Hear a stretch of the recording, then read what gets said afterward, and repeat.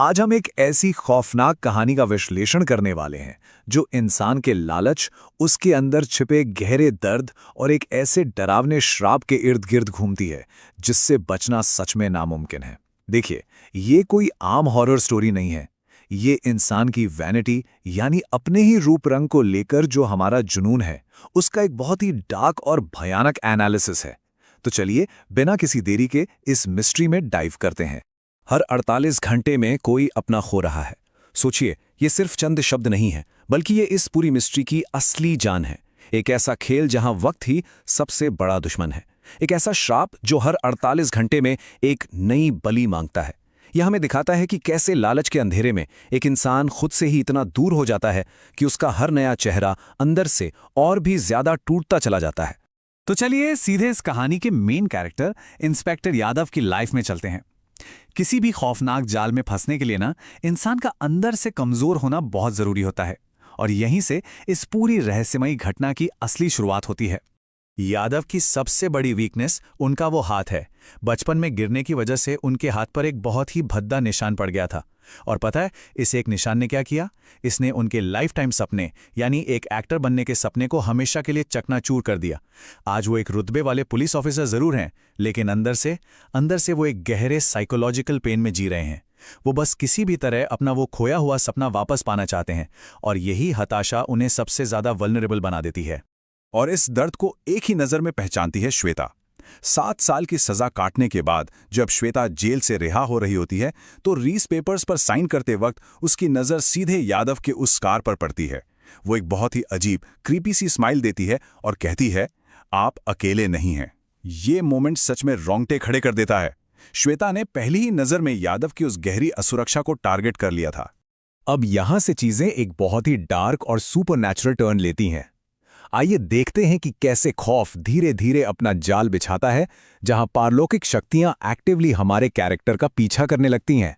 सबसे पहले बिल्डिंग का गार्ड यादव को एक रहस्यमयी ब्लैक पैकेज देता है, जिस पर भेजने वाले का कोई नाम पता नहीं है।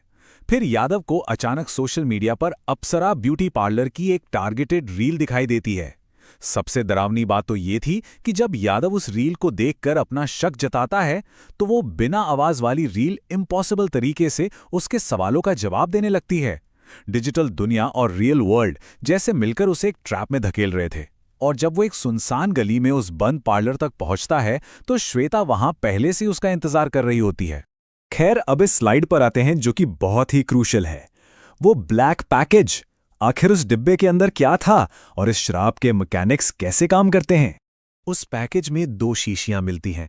एक तरफ है लाल तरल यानी प्योर टेम्पटेशन, इसे लगाते ही बेदाग जवानी मिल जाती है, सारे निशान गायब। दूसरी तरफ है पारदर्शी तरल, जो कड़वी सच्चाई का प्रतीक है। इसे लगाने पे इंसान वापस अपने उसी पुराने दाग वाले रूप में आ जाता है। इन दोनों के बीच एक बहुत ही बारीक बैलेंस है। एक फैंटेसी है तो दूसरी एकदम कड़वी रियलिटी। और इस बैलेंस को बनाए रखने के लिए कुछ बहुत ही स्ट्रिक्ट नियम हैं। स्टेप 1, लाल तरल का इंजेक्शन लगाओ और अपना रूप बदल लो। स्टेप 2, जैसे ही खूबसूरती मिलेगी, डरावनी आवाजें सुनाई देने लगेंगी। उन्हें शांत करने के लिए वो खास ब्रेसलेट पहनना होगा। और स्टेप 3, जो सबसे जरूरी है, संतुलन बनाए रखने के लिए ठीक 48 घंटे के भीतर पारदर्शी तरल का इंजेक्शन लगाना ही होगा। ये कोई नॉर्मल रूल्स नहीं थे, ये जिंदा रहने की इकलौती शर्त थी। होता क्या है कि एक डेट पर लड़की यादव के उस निशान को देखकर उसे बुरी तरह रिजेक्ट कर देती है। हताश होकर यादव उस लाल तरल का इंजेक्शन लगा लेता है। जादू काम करता है, जवानी लौट आती है। लेकिन इस मैजिक का एक बहुत ही खौफनाक कैच है। इंजेक्शन लगाते ही उसके कानों में बहुत ही भयानक आवाजें गूंजने लगती हैं, मुझे बचाओ। ये आवाजें तभी खामोश होती हैं जब यादव वो जादुई ब्रेसलेट पहनता है।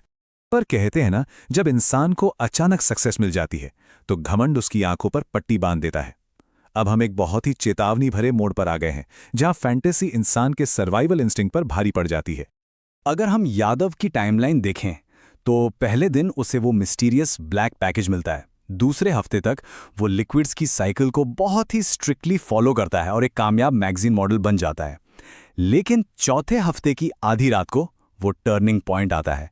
वो एक डेट पर होता है और अपनी 48 आवर्स वाली क्रूशियल विंडो मिस कर देता है। बस अपना वो खूबसूरत रूप खोने के डर से वो नियम तोड़ देता है और फिर 5वें हफ्ते एक फोटोशूट के दौरान उसका शरीर बहुत ही खौफनाक तरीके से सड़ना शुरू हो जाता है। और इस सब के पीछे मास्टरमाइंड श्वेता, जो अपनी क्रिस्टल बॉल में ये सब लाइव देख रही होती है, कहती है, लोग कभी अपने आप से खुश नहीं होते और मैं इसी कमजोरी का फायदा उठाती हूँ। श्वेता यहाँ सिर्फ एक किरदार नहीं है, वो मानव लालच को सजा देने वाली एक ताकत है जो बस इंतजार करती है कि इंसान कद अपनी लालच में आकर गलती करे। इसके बाद जो होता है वो इस डार्क डील का सबसे भयानक हिस्सा है। एक शैतानी नियम को तोड़ने की सजा कोई साधारण सजा नहीं हो सकती। इसका अंजाम बेहद ब्रूटल होता है। जो खूबसूरती उसने उधार ली थी ना, वो अब उसके ही खिलाफ वायलेंट हो उठती है।